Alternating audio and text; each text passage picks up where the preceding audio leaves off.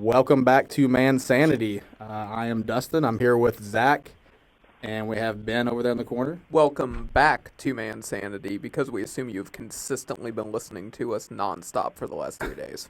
Right. And we appreciate that.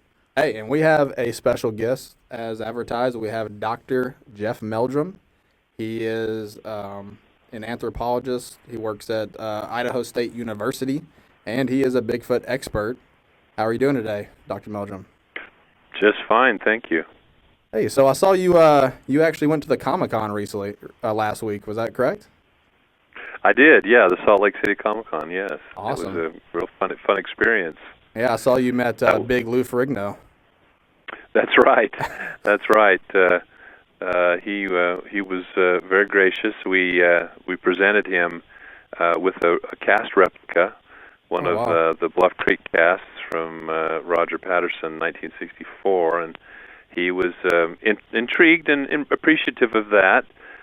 He's kind of a hard individual to read because he is very subdued. He has a hearing impairment that right. I understand, and it makes so it's a little hard to read him at first. But the boys, my boys, really enjoyed the opportunity to pose for a picture with him, and he gave them all big Hulk handshakes. He's got a huge hand. Let me tell you. Yeah, we do. We own some supplement companies as well, so we do. Like, we're going next week to the Mr. Olympia Expo, and we usually see Lou there, and we've met him before, and yeah, I know what you're talking about. But he's at most of the shows, and people love to see him. So he's a big guy. Yeah, no, it was fun. It was really fun to meet him. But yeah, there was a lot of interest. I'm asked, what in the world are you talking about Bigfoot at Comic-Con for? I mean, what's the relationship there? And we joked. I had a little poster up that said Wookiee footprints with a question mark and then a big exclamation not beside the footprint cast. But we actually, last time I was there at the fan experience 6 months ago, where there was a huge Star Trek and Star Wars presence, both amongst the celebrities and the various cosplay people and costumes and all. There was an excellent Wookiee costume, and he came up and had his picture taken standing beside our statue of Sasquatch, and so it was quite a combination. Very cool. That's awesome. So let me ask you this. So what got you into kind of the Sasquatch field? I mean, what got you looking into the subject, and what got you interested in pursuing it more? Well, in many ways, it was kind of the same sort of mentality that makes me a fan of science fiction, and it's that quest to explore the unexplained, the unknown. And even as a kid, these things fascinated me. Extinct life, dinosaurs and cavemen was always there at the top of my reading list, and the notion of an unknown giant primate was a fascinating one, even from a very young age. Of course, it wasn't until much later, as my professional career took shape, that my preoccupation with the question took on a very different sort of tone. It wasn't just one of sensationalism and fascination with a mystery. There was a much more intellectual framework, I guess, if you will. The question of Sasquatch as either a relic giant ape like Gigantopithecus, or even perhaps a remnant of an early branch of our hominid family tree, was a very real possibility. So that's how I guess the ground was cultivated. And then in 1996, when I was face to face with a line of extremely fresh tracks, experiencing that firsthand, seeing them in the field, seeing the dynamic signature and the remarkable consistency, the distinctions, and so forth, that really grabbed me by the lapels and kind of shook me, and the thought occurred to me, my goodness, these things might actually exist. Well, when when you see the footprints per se, what about the prints? I mean, obviously you probably see a lot of fake footprints. And is there a way to tell like that you kind of gauge by is like this is fake, this is not real? Like I know there's like the dermal ridges and things like that. I mean, what do you like when you look at a print? How do you kind of know for yourself that you think it's a real, live footprint? Right. Well, a lot of that comes just through familiarity with spending the time. I have looking both at the tracks and the anatomy that's responsible for making those tracks, and then the motion, the kinematics. I've dissected hundreds of human feet through my teaching experiences, elbow to elbow with a classroom full of students, of graduate students, and I have likewise dissected dozens of non-human primate feet, from chimps to gorillas to baboons and so forth. And because of the interest in the evolution of bipedalism, even before I was enmeshed in this question of Sasquatch, I was looking at footprints, fossil hominid footprints from that perspective of early hominid bipedalism. And in order to interpret those footprints, I had to be very familiar with the comparisons and contrasts with modern human footprints and all the literature that goes with that in the scientific writing, and lots and lots of laboratory and field work looking at human footprints, both in laboratory settings and under natural conditions, like on a public beach, and just scrutinizing how the way someone walks influences the appearance of their footprints. So, I would add that the obvious hoaxes are really few and far between. We've had a couple of rather publicized cases, the London trackway, but possibly the I just went blank now on the name of the lake, of the reservoir in. What was the what's the London trackway? Well, in Oregon there was a drawn down reservoir, Army Corps of Engineer reservoir, as I understand it, and a fellow was walking his dog along the side of it and noticed a footprint crossing the trail. Mm-hmm. Well, upon further investigation, he backtracked, and that line of footprints had made a diagonal course across the muddy, exposed area of the reservoir basin. And Cliff Barrickman and several other investigators, Toby was down there. Toby, boy, you're embarrassing me. I'm getting older. No, it's okay. Harder for me to retain names. Cliff from the Finding Bigfoot show, right? Yeah, Cliff Barrickman from Finding Bigfoot. And he cast, I think he counted like 122 individual footprints, and he took photographs of the prints and the casts and did some measurements and so forth. But there were some red flags, and I think the consensus is that those were probably fabricated. So that was another set of. That was a very sophisticated hoax. Yeah, hoax, because 122 casts, or 122 prints. Oh, yeah. That's quite a long way. Right. That was it is. A good it is. day. I mean, right, and this one was probably a case of some artificial feet that were carved very artistically, very very realistically.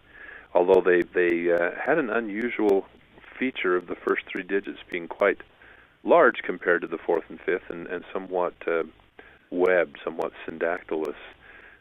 But in any case, there a couple of those instances have gotten a lot of publicity.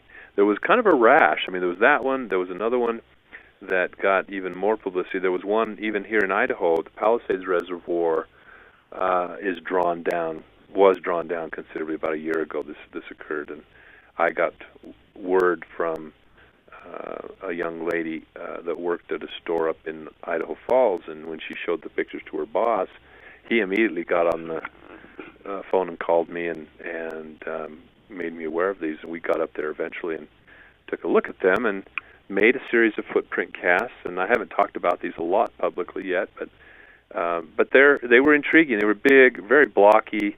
As we start, looking at them more closely, there are some of the same telltale signs that were a bit disconcerting about the London trackway in these as well. And now also rumors have surfaced that so-and-so bragged that they had made a string of tracks with a pair of stompers, and that professor from ISU even came all the way up here and made plaster casts of them. Wow.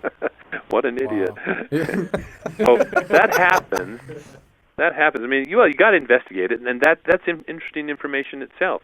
When you document the hoaxes, then it makes what I'm convinced are the genuine footprints that much more evident by contrast, because they do look natural. They do lack those telltale sharp edges and odd angles to the toes and etc.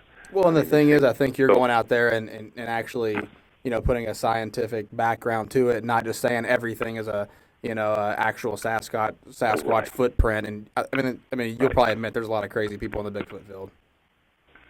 Well, I mean, there's some good ones, I, but there's some exactly some crazy ones out there. Let's say that they're overly enthusiastic, and what happens is that makes them crazy in the sense that they start to see what they want to see or what they expect to see, or they become very vested in what for them is a piece of the mystery, is a piece of the puzzle, their contribution, their discovery, and in that situation it becomes. And of course, scientists are not immune to this sort of attachment to their evidence or their data. But when they're not able to detach themselves and look at it critically and accept criticism, not take it as a personal offense, then it becomes very difficult to deal with that evidence. I mean, that's one of the challenges. But on the other hand, I've been one to advocate the importance of the citizen scientist. That's why I hate to use the word amateur investigator, because so many people are very qualified and skilled to collect this kind of data, and if they just take the time and the thought to collect it in a very objective, systematic way, document it properly, it's very useful data. I mean, this is the kind of a question that doesn't lend itself to an investigator like myself going out on a regular basis and systematically collecting the quantities of data that I need to conduct any kind of analysis or study. Instead, I have to rely a lot on the sharing of data collected by lots of eyes and ears and hands out in the field by the non-professional enthusiast, the investigator, and there's very good models for that. I mean, I didn't coin the term the citizen scientist. I mean, it's been used in lots of different contexts. The one that kind of brought it home to me, one of my colleagues was showing me. He was an entomologist. We were on the Pacific Division of the AAAS, the American Association for Advancement of Sciences committee, and he had started a project to measure and assess the infiltration of Africanized bees into the southern United States. And so he'd set up this really fascinating web page where, you could be, as a citizen scientist, you could collect data. He showed how to identify the Africanized bees, how to mount them and put them in a vial, how to submit the data necessary for him then to create this broad survey, something he would never be able to accomplish alone. And that's the way the collection of this data for evidence of Bigfoot, I think, will continue to proceed.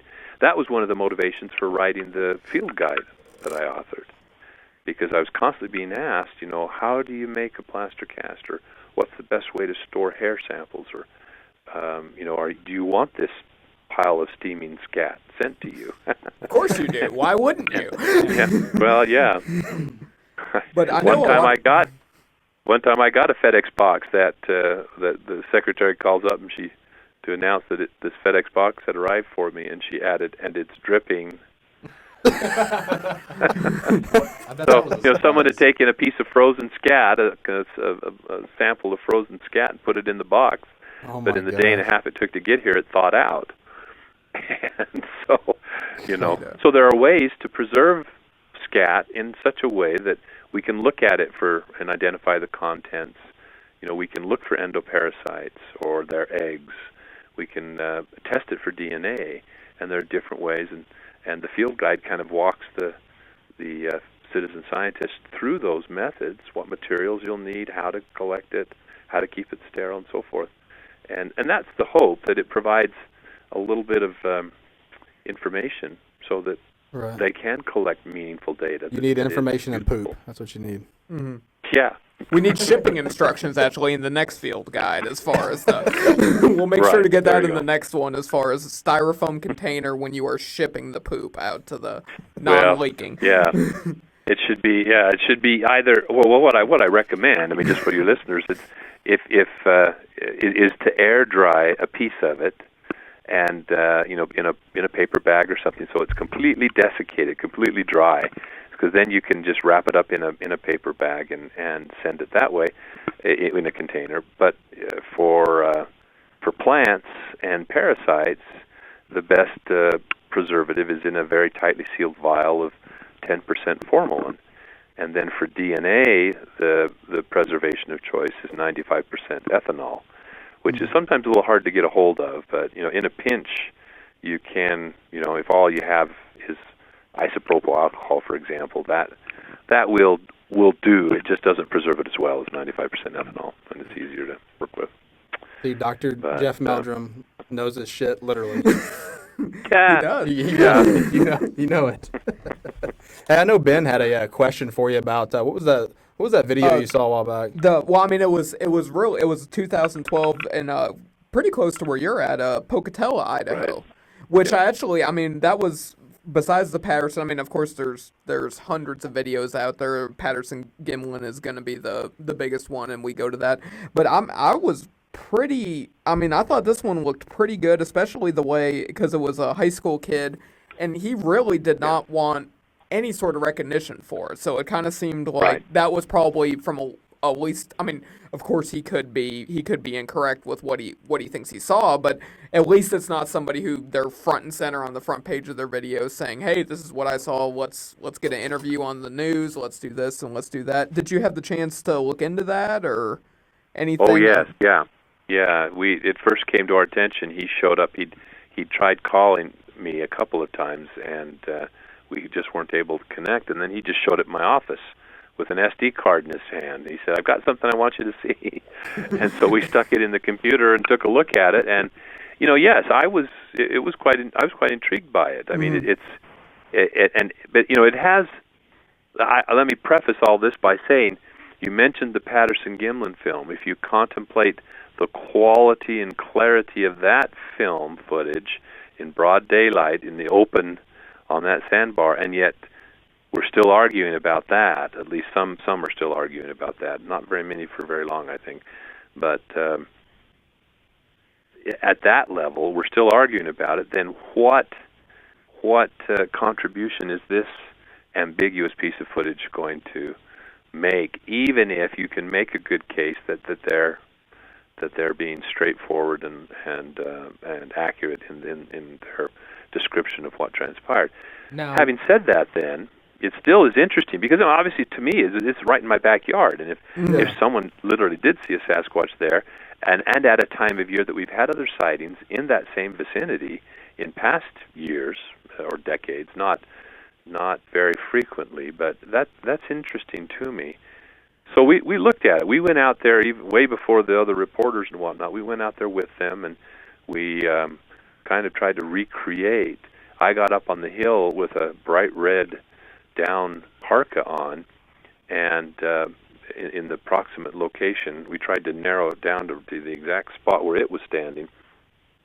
And then we had the video on a loop playing on a computer, and then we had the exact same camera and the cameraman standing there in the same spot, zoomed in on me, and then with two-way radios, we were able to kind of coach. They were able to coach me into the right spot, and then film me standing there where this creature had been. When you superimpose those and line up the landmarks, I mean, whatever it was bulkier than me in a puffer jacket, down parka, and taller than me. Certainly at least a foot taller than me. Now, what's your what was your thoughts yeah. on it? Do you think that it is a real sighting, or do you think it's another hoax?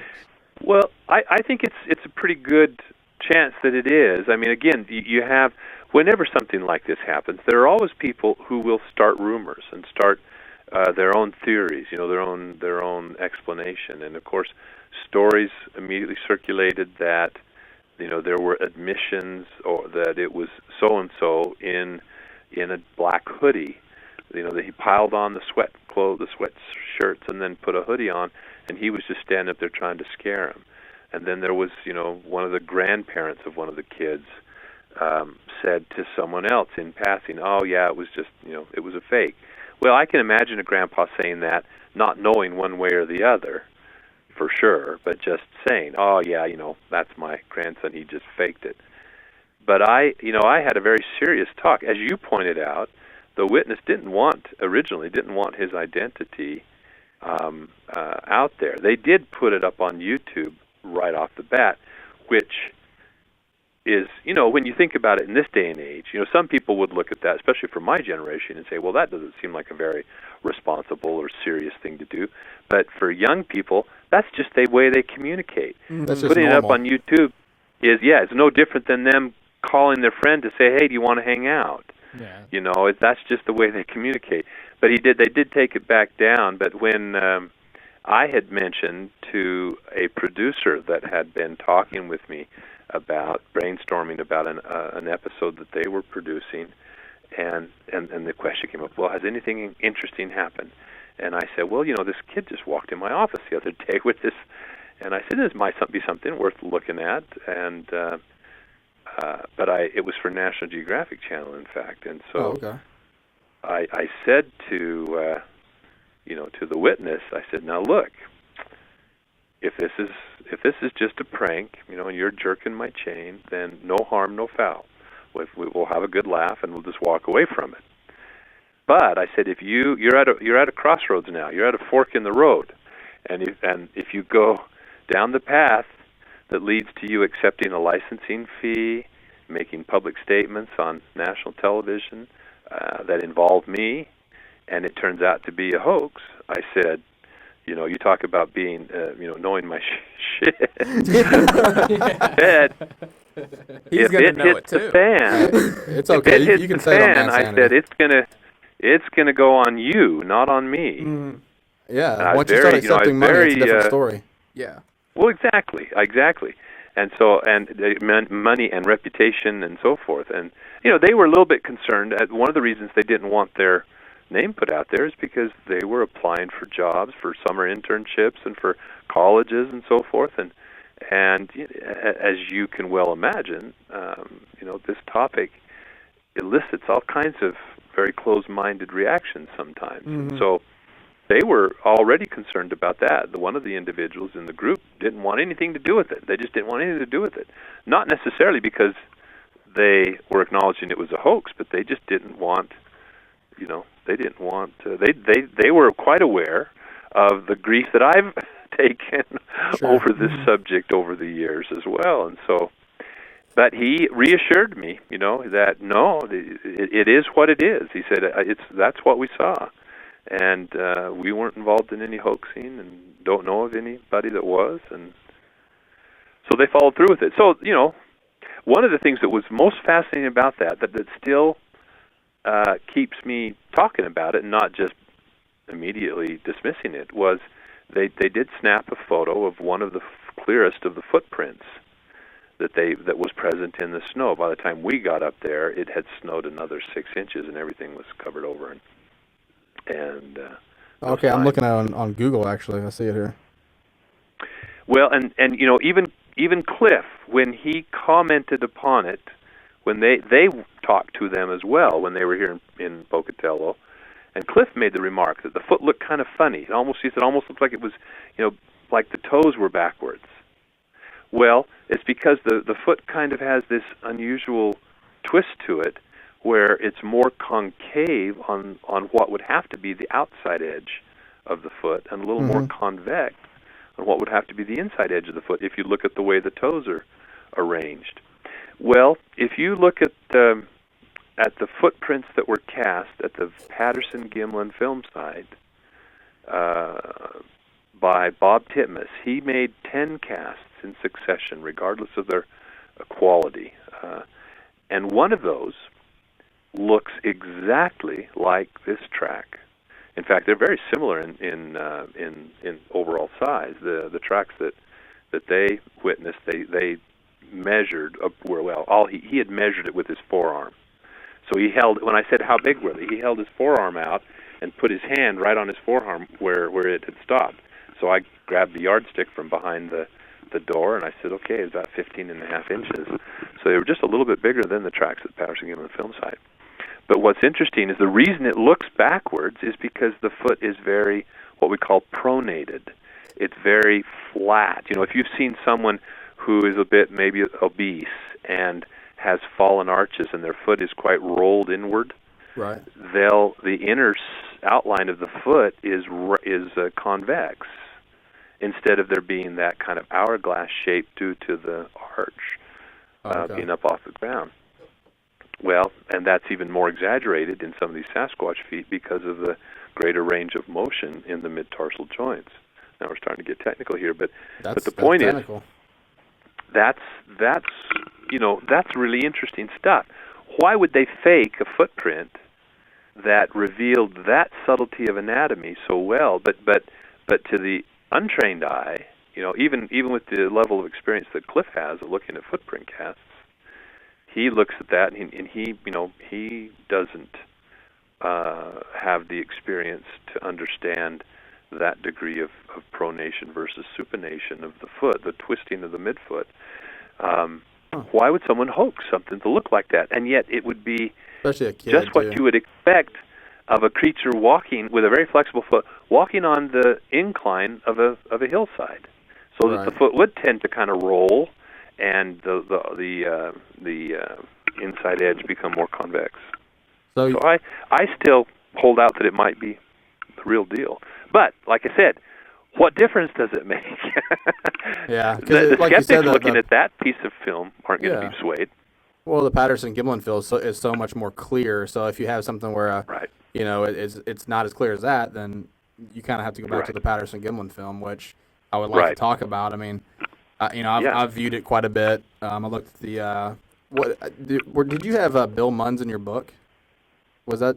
Oh yeah. Okay. Yeah. Mm-hmm. Like he was pretty much did costumes and stuff like that for Hollywood, and I saw a clip where he was he got the original footage from Patterson's wife and kind of went through all the the original footage and torched it in a way where it's really really visible, and it looks. I mean, the thing to me, like when you're talking about the muscularity and the quad, the way it flexes, that's to me pretty compelling as far as it being a real animal. Because back in, what was it, 64 or 67? That's pretty... 67, yeah. 67, that's... I mean, there wasn't that many great costumes. Yeah, that was the year that the original Planet of the Apes with Charlton Heston came out.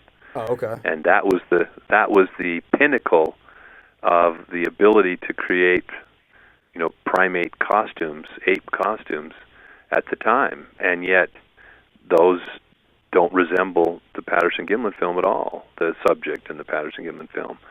And certainly not the body mass. I mean, basically, you get chimps and gorillas that are essentially looking like humans, dressed up humans with hairy arms and necks and heads and faces and so forth. But with no attempt to alter the limb proportions, no attempt to make them excessively larger than a stout human, especially the chimpanzees. But Anyway, yeah, you're absolutely right. You know, if all I had to go on was for the Patterson-Gimlin film was the documentation of the footprint record there, both through the film and photographs by Lyle Laverty, and film frames where you can see footprints, and the casts that were taken by Roger Patterson himself and by Bob Titmus 10 days later. I mean, we've got a very good case, and then combined with the apparent track maker, the subject of the film. I mean, that alone would convince me. But then when you, as you point out, you start talking about the challenges of such a costume in 1967, when they didn't have four-way stretch fur, they didn't have spandex, they didn't have sculpted foam rubber. You know, those things were just being experimented with by Chambers when he was doing the facial appliances for the Planet of the Apes costumes. And so it's just, you know, there's just there's no way that you can intelligently or from an informed position just offhandedly dismiss this as a man in a fursuit. You know, I've often. Yep, with the muscularity and things in costumes, I mean, I agree with that 100%. It doesn't, obviously there's no muscularity in these movies, but really the first time I actually saw that in actually just the cinema, to go back just to a random, is the Aliens movies, as far as when they were having, when the aliens were walking around, you could kind of see their muscles move and things like that, and that was 15 years probably after the Patterson films. I mean, you look at Planet of the Apes and you go to like Star Wars, Chewbacca and the things like, I mean, you already mentioned Chewbacca as far as, but he didn't have any sort of muscularity in his costume. It was just very tall man as far as with long arms, as far as if they used the extra fur. And then, I mean, that's, you go ahead 15 years and still that wasn't even to the level of detail that was in the Patterson film, and that's going cutting edge costume design, science fiction sort of stuff. It's just, right.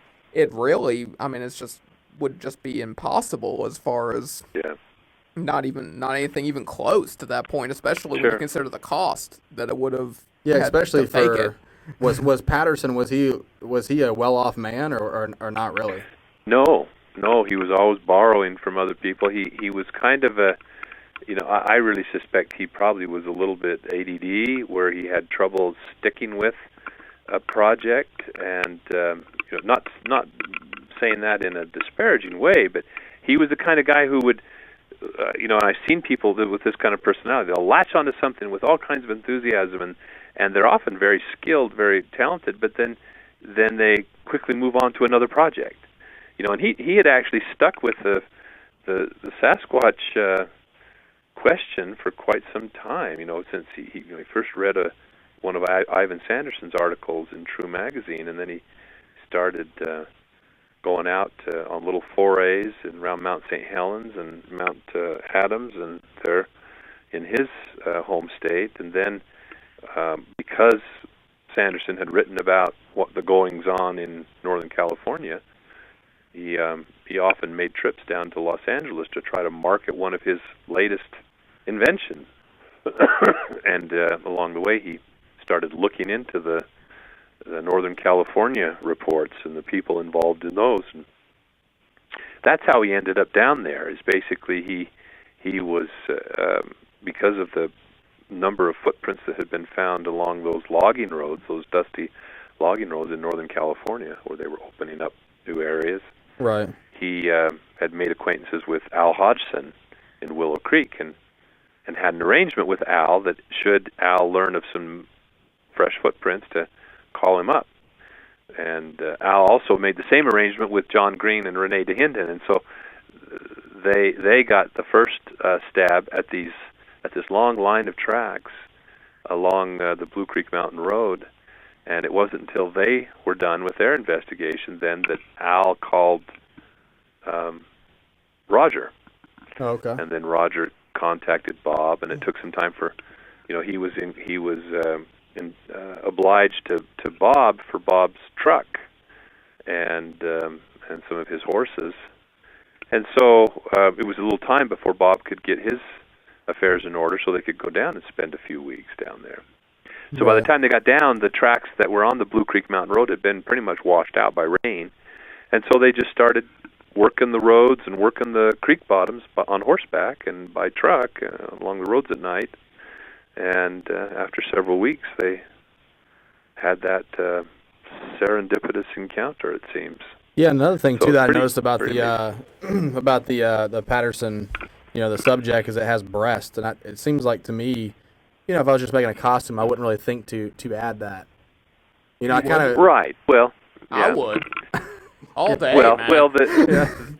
I'd put 4 on there. To play devil's advocate, the skeptics would argue that it would be tough, knowing that Sasquatch, that are giant or very tall. It would be hard to get an actor and to have a specially made suit for a large actor. So instead, have a human male, that's between, that's a little over 6 feet tall maybe, and then make the costume appear to be that of a female, which would be somewhat shorter. Would go with the 15-inch footprints instead of the 17-inch footprints. So that's one explanation. I don't think that is the explanation, but that's one explanation for why would he, if he was faking it, why would he put breasts on? To make it look smaller scaled, to fit a human male. And others have argued, we had a little bit of a roundabout with this on my Facebook page, where someone was pointing out the similarity to the depiction of the William Roe encounter, where William Roe up in Canada had seen and described, and in fact, I think it was his daughter, drew an impression of what he had seen, and it was a female with breasts. Particular artist, Kunstler, I think it was, made a very nice illustration for one of the men's magazines, Argosy or True magazine, and they said, it looks so much like that. And also, Roger had drawn a depiction of the female as described by Ostman, who was reportedly abducted. And you take that image and you put it side by side with Patty, and there's only the most superficial of resemblances. I mean, yes, they both have breasts, but one of them looks really old and very sagging, and her head looks completely different in shape. There's you could go down and find just as many differences as you might find, or more than you would find similarities. So, and Roger wasn't the first, and this was a point that I made because someone had quipped that they weren't aware of anyone else ever having observed breasts, but that's not true. I mean, of course, both Ostman and Roe had, but I've encountered a number of witnesses who have observed and noted the presence of breasts, and that's assuming. Also, we just add that's assuming that the presence of permanent pendulous breasts is the norm, is the anatomical feature. I could show you pictures of lactating gorillas who, when they don't have an infant, have a fairly flat chest, but when they're lactating, they boast a bust line that could make many a young lady envious. Probably. Ben wants you to email those pictures. So, I want to see those pictures right now. Actually, that would be fantastic. Now, have you actually ever had I know you said that you found, I think you said 96 whenever you ran into the footprints. Right. Right. Other than that, have you ever had any other kind of encounter with Sasquatch, Bigfoot? Yes. But in addition to those prints, I've seen tracks in the field on probably I would say about a half a dozen occasions. And I say about because in some of the instances they were smaller tracks, but they were under conditions and had configuration of the toes that made it seem very unlikely that they were human. So it could have been a juvenile Sasquatch. But I've also, in the introduction to my book, I describe a close encounter of sorts that took place in the Six Rivers National Forest in the Blue Creek drainage just north of Bluff Creek, just north of the film site. And we had something come into camp and was rifling through backpacks and was brushing against the tent. But it was on a very, unfortunately, this is the but statement. However, the fog had rolled in off the California coast, and we were socked in, and you couldn't see 10 feet in front of your nose to save your life. And there was no moonlight, no starlight. It was pitch black, and your flashlight would just disperse in this fog, and whatever it or they, I think at the time there were two of them, because they were making a clacking sound. I think clacking their teeth in a back and forth to each other. But they would just melt into the fog. They would just, or if they just stood still, we probably wouldn't see them. But there were 16-inch oval impressions in the grass and in the mud, but featureless because it was not just in the mud, in the swampy, marshy effluent next to the spring we were camped adjacent to, and it had run past my tent, dragging its hand along the rainfly, and then ran around the bushes and past that spring and punched these 16-inch ovals into the marshy ground there, which immediately filled back in with water, so there were no discernible features other than the dimensions and the apparent alternating bipedal pattern. So that was quite an experience. That was very interesting. They know how to hide. They wait for the fog. That's what they do. Well, yeah, and if you just reflect on the closing scene in Harry and the Hendersons, I mean, there's a lesson that's there that's a very true one, true to life. He goes walking off into the woods, and then all of a sudden, 4 or 5 more join him from behind that were standing there in plain sight. But when they were standing stock still, they were invisible essentially to your eye. Your eye hadn't picked up their shape, and it was the motion that drew your attention to them. This vertical figure with a shaggy covering of hair, if it just stood still or stood next to a tree trunk, you probably wouldn't see it unless it moved. Yeah, it would blend in with the surroundings. So, yeah, exactly. What do you think? I mean, they've got the perfect ghillie suit. Oh yeah, they've got the perfect. There was a episode of JAG one time when these snipers were dropped off of a helicopter in full ghillie suits. And as they jumped off and went running across, I thought, oh my gosh, that looks like two Sasquatch, because they just have at least the long-haired ones. Now, Patty, I think that the females tend to have a tighter body hair, and that the males tend to get longer hair, much like in orangutans. If you look at the males, they get these big capes, and it hangs, 2 feet under their arms in long dreadlocks. But the females have hair that's only about 2 inches long over their entire body. And, so you get some witnesses who say, well, I talked to one witness here locally. He saw one over past Soda Springs, Idaho, and he said it looked like it had a buckskin jacket on with the long fringe hanging off the arms because of the long hair. And John Bindernagel has a drawing of one that the witness said that it looked like it was wearing a rain poncho that had been shredded by running through the woods, through the brush. And just the hair hanging off of the arms and shoulders. Huh. Oh, yeah. So, well, what do you think a lot of these? Do you think a lot of these sightings could be misidentifications? Like, I saw a video the other day where a bear was walking on its hind legs and just walking around for it was probably 50 yards or something. It was walking around a neighborhood. Yeah, that's right. I saw that video too. Well, it did at first glance, and that's the thing. This is what I was talking about: over enthusiasm and seeing what you want to see, and not looking for those discriminating features. So, in my field guide, one of the first panels has, in a typical field guide fashion, silhouettes of an upright bear, a hiker, and a Sasquatch, and bright-colored arrows marking the field marks, the distinguishing characteristics, like you would see in a bird guide, Peterson's bird guide, marking those distinguishing characteristics, and the things you should first look for example, the flat face versus the snout. Bears have ears up on the top of their heads instead of down on the sides, external ears. Bears lack a collarbone, so instead of the squared-off shoulders, they have very sloping shoulders. They have a very low crotch because their hind limbs are fairly short. They don't have the elongated limbs of of a committed biped like a human or a Sasquatch.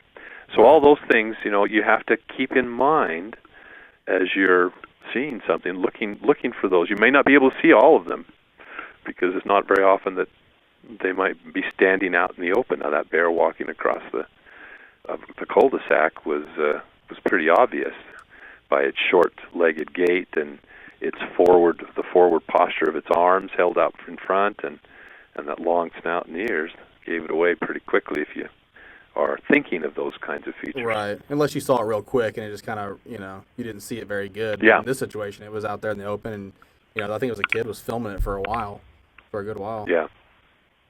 Was that the one where he was on the golf course? No, there was one in like a residence, Was and it? there was, I think there was a golf course too. Yeah, I saw one where he was on the was- golf course and he was playing with the flag. It was adorable. Oh, really? Yeah.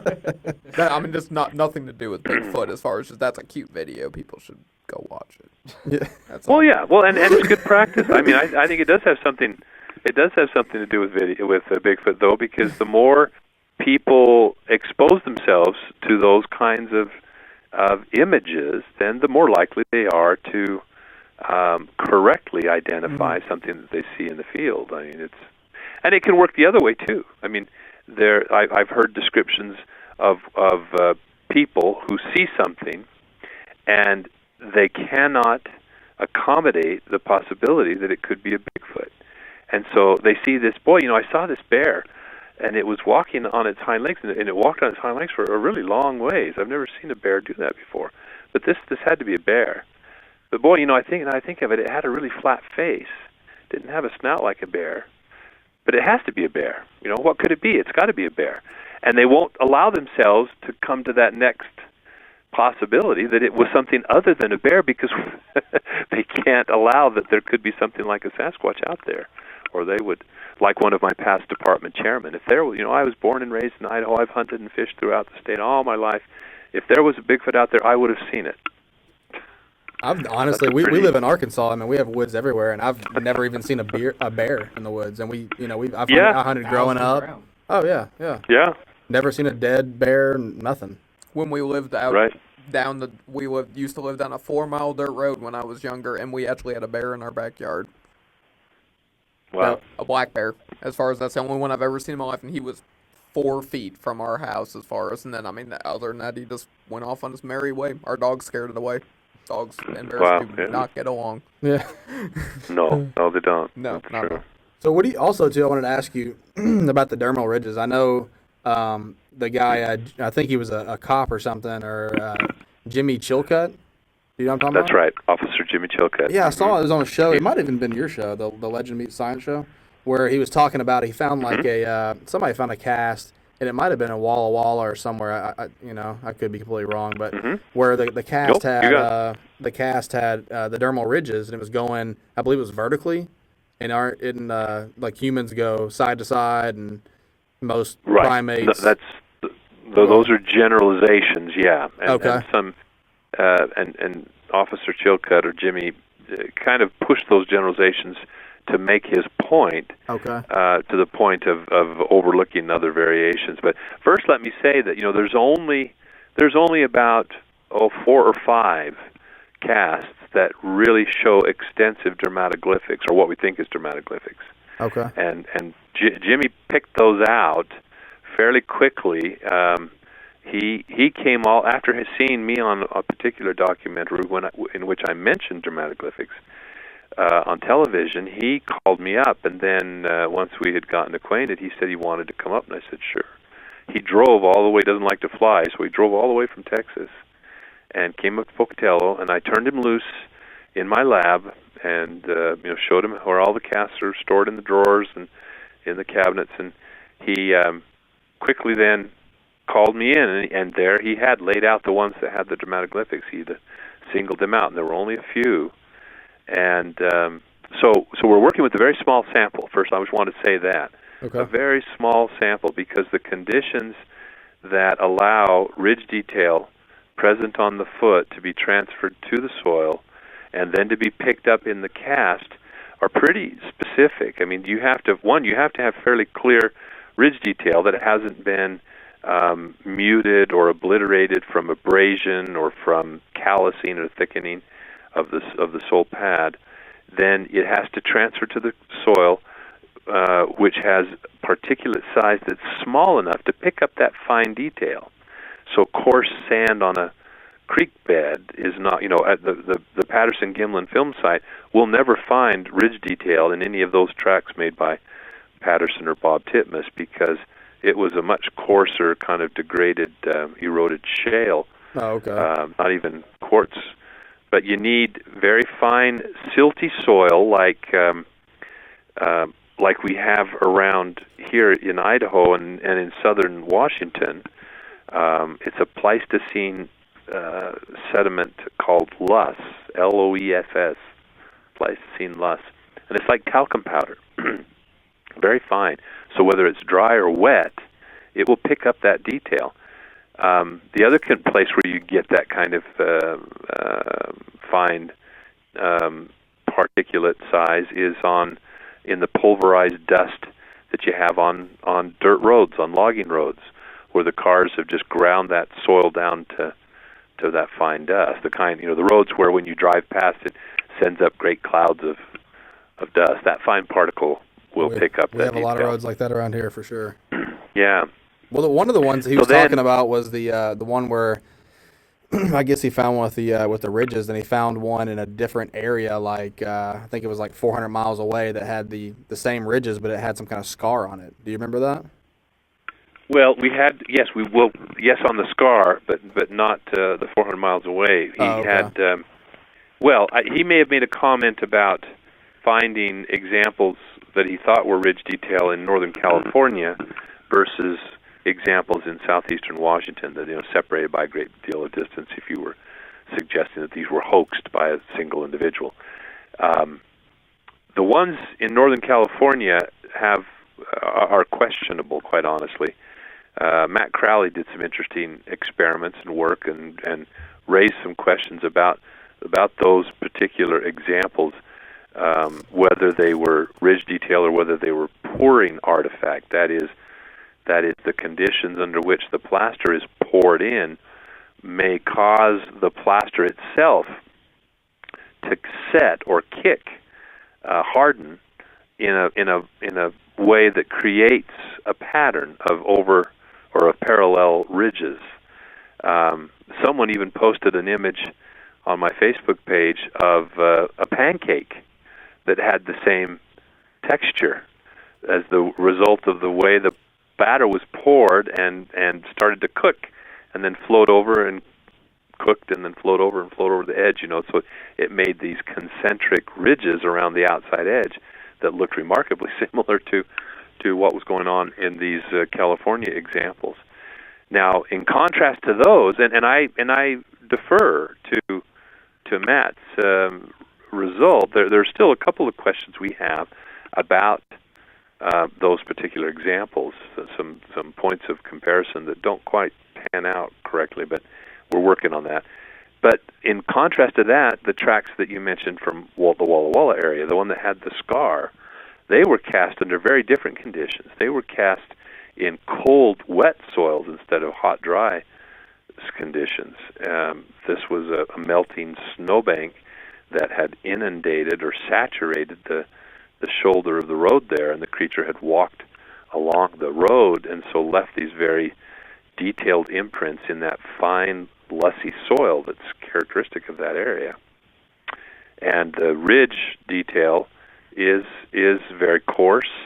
It shows some of the patterns that, the tendencies to run lengthwise instead of transversely across the sole pad. But it also has these healed scars that look like, if you had a piece of fabric and you with a stray thread and you pulled on the thread and it bunched up the fabric. That's kind of the way these scars are. It's the scar runs crosswise to the ridge detail, and as the scar has healed, it has sort of gathered or puckered that ridge detail. And Jimmy was quite intrigued with that. He had just finished a refresher course on using scars as identifying features in fingerprints, And so we made a little rubber peel of that particular feature. He took it back to his instructor, and the instructor was quite impressed with it. He said, "Absolutely, that has all the hallmarks of a real scar tissue." Yeah, I thought that was pretty interesting, but I guess on some of them, like you said, it's that kind of pancake effect that makes sense for sure. So yeah, and that can happen. That can be superimposed, and that doesn't negate the footprints themselves. Those footprints still, I think, are genuine. It's just that the feature, superimposed on them by the conditions of the casting process, just may have introduced an artifact that we've misinterpreted. Right. And that's part of science, self-correcting, or course-correcting. Sometimes self-correcting, sometimes correcting as a result of someone else looking at something with a fresh viewpoint and new insights. So that's why we have you on, because we're pretty much morons when it comes to that point of view. So we're pretty much morons on a lot of point of views, so it's not just that. Yeah, when you have a show called Manssanity, there's not much going on for you. That's right. Yeah. But in closing, is there any? Do you have any books coming out or anything you want to talk about in closing? Well, I was so pleased with the way the field guide turned out that I have another second field guide underway. This one will be addressing wild men around the world, looking at relic hominoids. So it will be an introductory guide to all of the different kinds of man-beasts that are presumably out there, comparing and contrasting the Yeti, the Yeren in China, the Almasti in Russia, the Orang-Pendek in Southeast Asia, and maybe even a panel on the Yowie. I'm still not quite sure what to do with the Yowie, but it'll obviously that's the Australian emphasize version, right? the Australian, yeah. Okay. Whether that's even a primate. Who knows? It could be a marsupial mammal of some kind that, because some of the depictions of it have long canine teeth and 3 toes and 3 fingers with claws on them. Huh. It doesn't seem very Sasquatch-like. No, it doesn't at all. But in any case, so that will probably be out early next year, Okay. hopefully right before our World Conference on Relic Hominoids in South Africa that we're hosting or we're organizing. And then my plan is to take a sabbatical next year, and one of the goals of my sabbatical is to get the next book written, which is it'll be an expanded version really of that field guide. The field guide has actually helped in preparing for that writing project, because the idea will be to consider this question of, are we the only hominid on the planet, or do we share it with other things like Sasquatch and Yeti and Yeren and other relic branches of our family tree that have just been pushed off into the remote corners of the globe, and Absolutely. What is the evidence for that? So that'll be a much longer, more involved project, but that's on the horizon. Awesome. I'll definitely pick it up. And if you could just stay on the line for a minute, we'll go ahead and close it out. I just had a couple questions for you off the air. But we are done. Okay. We appreciate it, guys. Thanks to Jeff Meldrum for being on the show. Y'all have a good day. Yeah. Goodbye.